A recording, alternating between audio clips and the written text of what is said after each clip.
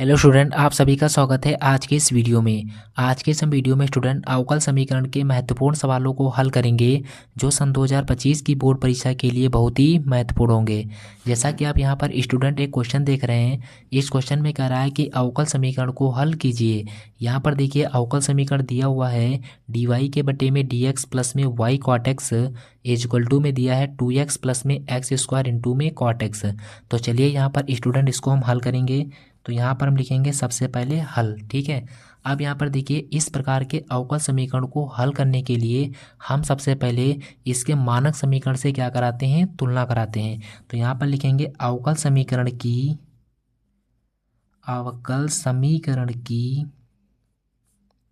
मानक समीकरण।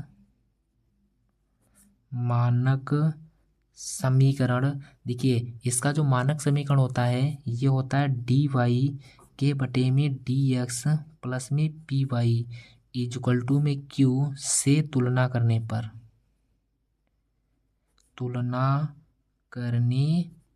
ठीक है स्टूडेंट, तो यहाँ पर ये जो अवकल समीकरण दिया है इसकी हम इसके मानक समीकरण से क्या करेंगे, तुलना करेंगे।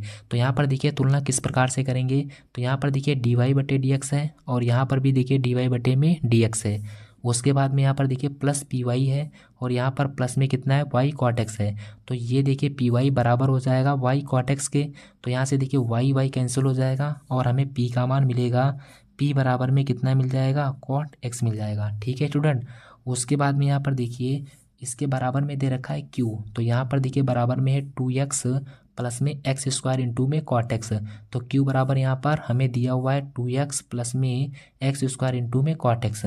तो क्यू का मान हमें मिला है 2x प्लस में एक्स स्क्वायर और इंटू में कितना, कॉट एक्स। तो यहाँ पर जब हमने इसके मानक समीकरण से इसकी क्या की है, तुलना की है, तो यहाँ पर हमें पी और क्यू के मान मिल गए। उसके बाद में यहाँ पर हम क्या करते हैं, इंटीग्रेशन फैक्टर निकालते हैं। तो इंटीग्रेशन फैक्टर का मतलब होता है आई एफ, और आई एफ बराबर फार्मूला होता है ई की पावर में इंटीग्रेशन पी इंटू में कितना, डी एक्स। अब यहाँ पर देखिए पी का मान पता है तो पी के मान को यहाँ पर रख देंगे। तो ये हो जाएगा स्टूडेंट आई एफ बराबर में इंटीग्रेशन में पी का मान कितना दे रखा है, कॉट एक्स। तो पी की जगह पर कॉट एक्स हो गया और इंटू में डी एक्स है, यहाँ पर डी एक्स लिख लेंगे। इसका मतलब यहाँ पर ये हो गया कि कॉट एक्स का हमें क्या करना है, समाकलन करना है। तो यहाँ पर देखिए आपने पढ़ा था कि कॉट एक्स का जो समाकलन होता है इंटीग्रेशन में कॉट एक्स और इंटू में कितना, डी एक्स, ये बराबर होता है स्टूडेंट लॉग साइन एक्स के। तो यहाँ पर हम इस फार्मूले का प्रयोग करेंगे। तो ये देखिए हो जाएगा आई एफ बराबर हो जाएगा ई की पावर, इंटीग्रेशन में देखिए दिया हुआ है कॉट एक्स।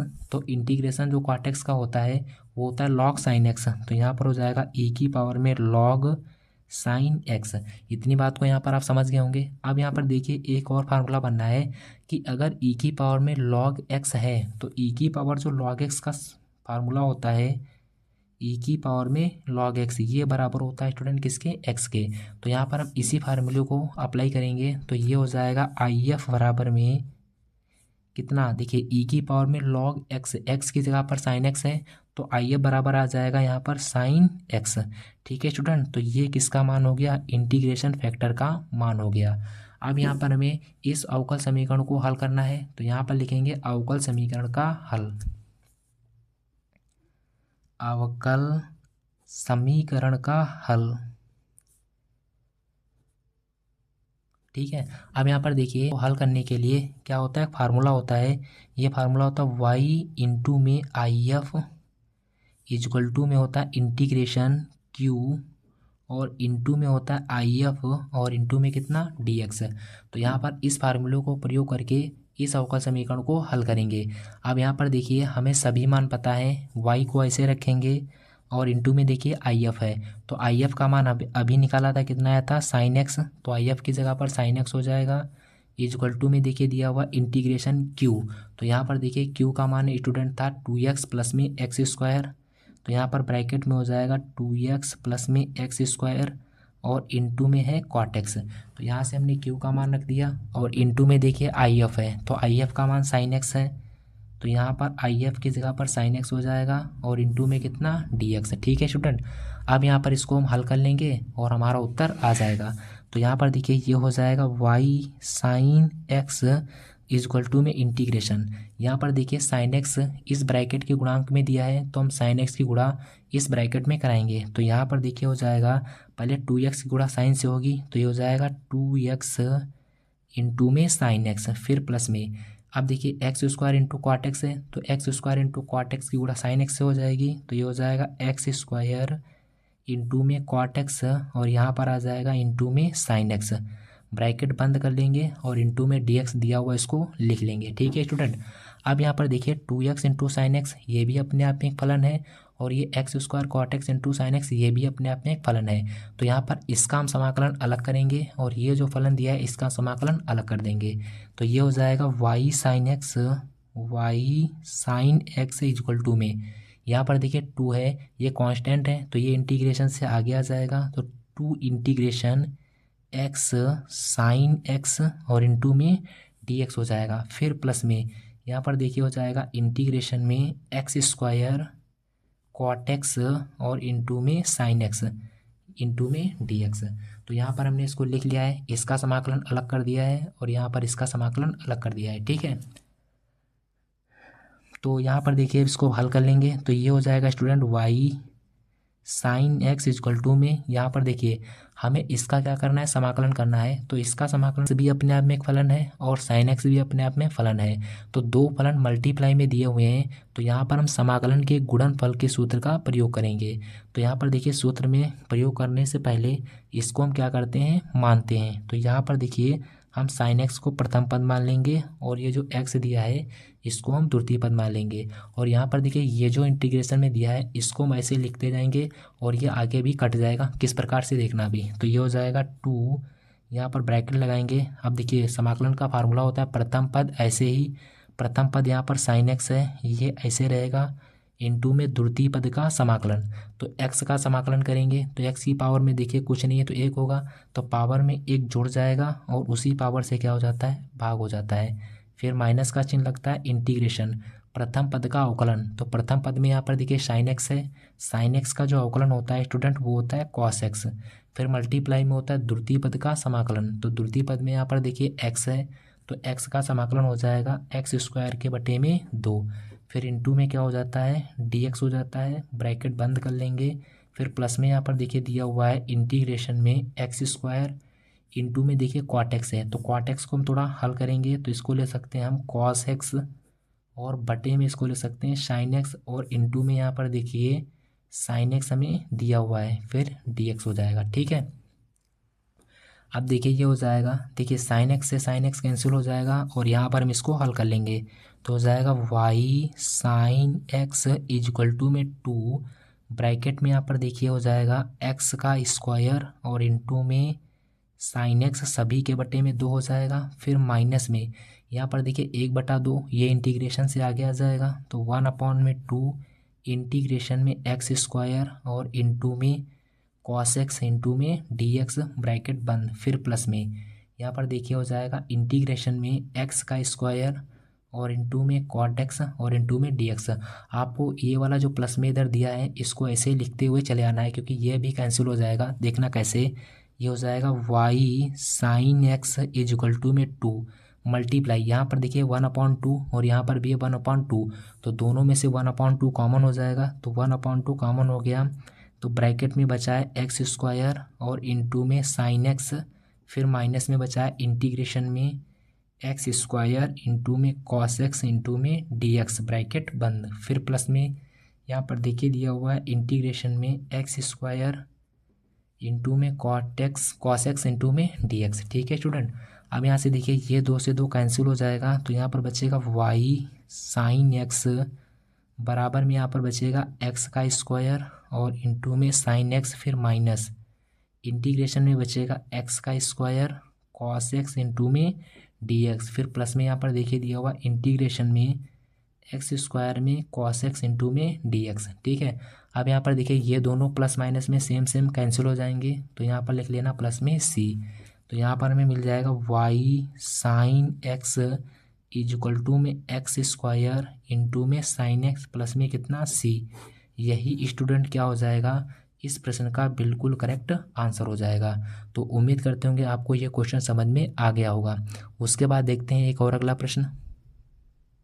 अगला क्वेश्चन है अवकल समीकरण को हल कीजिए। तो यहाँ पर देखिए अवकल समीकरण में दिया है dy के बटे में dx प्लस में y upon x is equal to में लिखा हुआ है एक्स स्क्वायर। फिर यहाँ पर देखिए दिया है यदि y बराबर 1 जबकि x बराबर 1 तब यहाँ पर हमें इसको हल करना है। तो चलिए यहाँ पर भी इसको उसी प्रकार हल करेंगे। तो यहाँ पर लिखेंगे हल। यहाँ पर देखिए ये जो अवकल समीकरण दिया है इस अवकल समीकरण की हम इसके मानक समीकरण से क्या कराएंगे, तुलना कराएंगे। तो यहाँ पर लिखेंगे अवकल समीकरण की मानक समीकरण dy बटे में dx प्लस में py इजक्वल टू में q से तुलना करने पर, ठीक है। तो यहाँ पर हम ये जो अवकल समीकरण दिया था इस अवकल समीकरण की तुलना इस मानक समीकरण से कराएंगे। तो यहाँ पर देखिए dy बटे dx है, यहाँ पर भी dy बटे dx है। उसके बाद में यहाँ पर देखिए प्लस में है py, तो यहाँ पर प्लस में दिया है y अपॉन एक्स। तो देखिए py जो होगा ये बराबर हो जाएगा y अपॉन एक्स के, तो y से y कैंसिल हो जाएगा। तो यहाँ पर हमें स्टूडेंट p का मान मिलेगा 1 अपॉन में कितना x, फिर कॉमा में यहाँ पर देखिए इजक्वल टू में कितना है q है, और यहाँ पर बराबर में दिया है एक्स स्क्वायर। तो ये जो q होगा ये बराबर हो जाएगा एक्स स्क्वायर के। तो यहाँ पर देखिए ये जो अवकल समीकरण दिया था जब हमने इसकी तुलना इसके मानक समीकरण से कराई है तो यहाँ से हमें p और q के मान मिल गए। अब यहाँ पर इसके बाद में हम इंटीग्रेशन फैक्टर निकालेंगे IF का मान। तो IF बराबर फार्मूला होता है e की पावर में इंटीग्रेशन में p और इंटू में कितना dx, ठीक है। यहाँ पर देखिए हमें p का मान पता है तो p के मान को रख करके इसको हल कर लेंगे, वही हमारा IF का मान हो जाएगा। तो ये हो जाएगा IF बराबर में e की पावर में इंटीग्रेशन में p का मान है 1 अपॉन में x और इंटू में कितना dx। यहाँ पर देखिए 1 अपॉन एक्स है तो 1 अपॉन एक्स का समाकलन करेंगे तो ये हो जाएगा IF बराबर में e की पावर 1 अपॉन एक्स का जो समाकलन होता है वो होता है स्टूडेंट लॉग एक्स, ठीक है। यहाँ पर देखिए e की पावर में log x है तो चूँकि में देखिए इसका फार्मूला होता है कि अगर कहीं पर दिया हो e की पावर में log x तो ये सदैव बराबर होता है स्टूडेंट x के। तो यहाँ पर ये हो जाएगा IF बराबर में e की पावर x है तो x बराबर हो जाएगा IF के। तो यहाँ पर ये हमें इंटीग्रेशन फैक्टर का मान मिल गया। अब यहाँ पर देखिए हमें इस अवकल समीकरण को हल करना है। तो यहाँ पर लिखेंगे अवकल समीकरण का हल।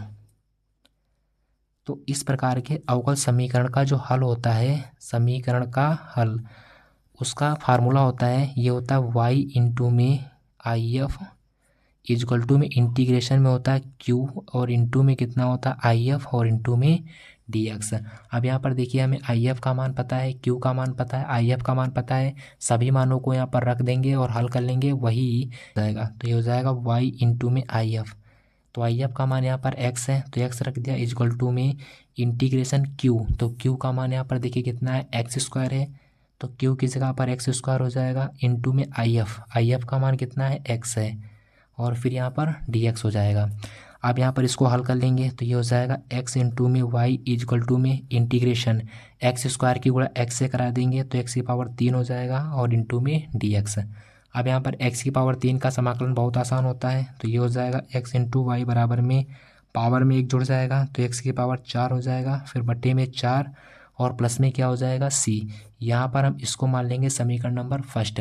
अगर यहाँ पर हमें ये शर्त ना देता हो स्टूडेंट, ये अगर y बराबर में 1 और जबकि x बराबर 1 ना दिया होता तो यही इसका क्या होता, बिल्कुल करेक्ट आंसर होता।